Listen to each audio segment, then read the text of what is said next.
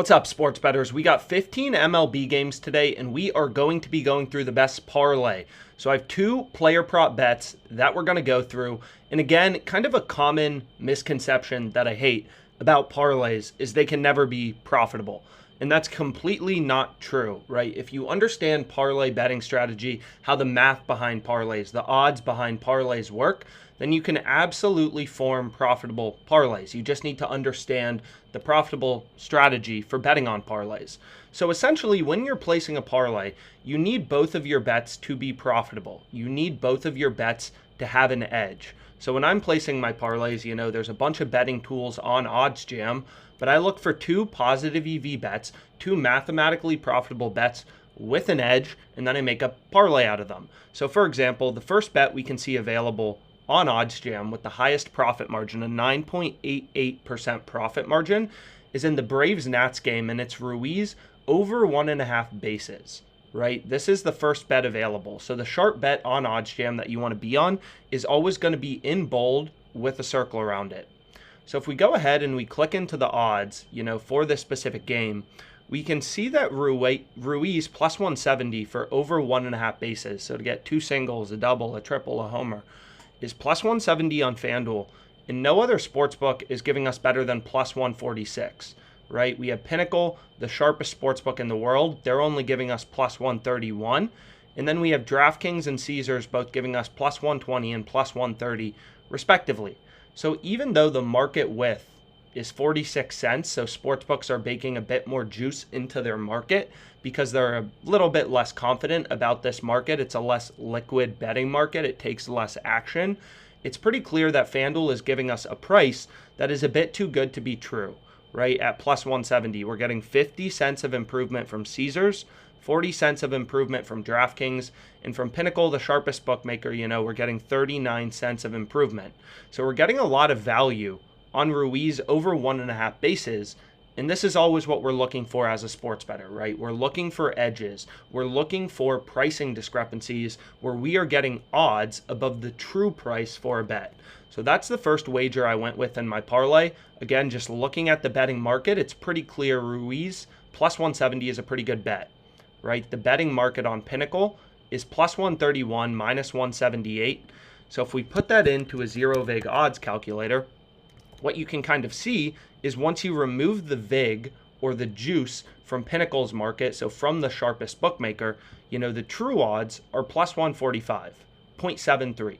And we're getting plus 170 on FanDuel, right? So this is a bet we want to be all over, whether it's in a parlay, whether you're just straight betting it, whether it's in a same game parlay.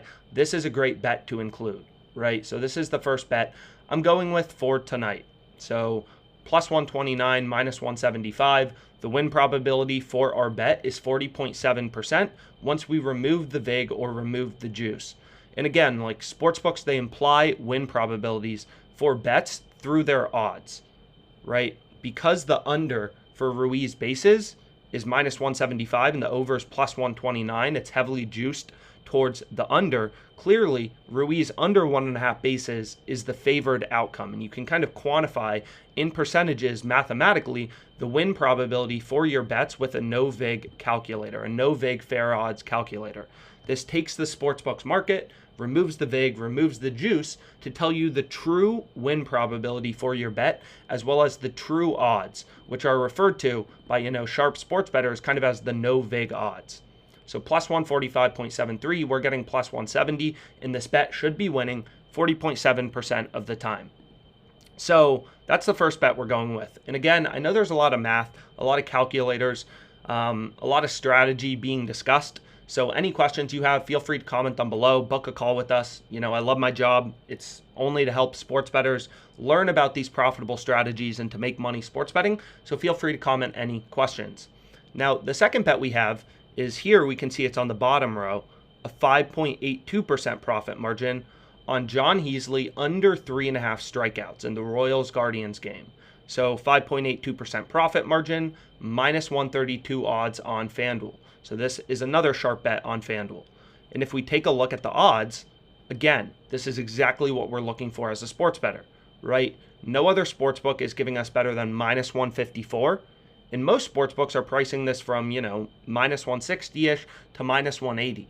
So it's very clear that the under should be a heavy favorite here, and we can use the betting market on Pinnacle, the sharpest bookmaker, to figure out the win probability for this bet.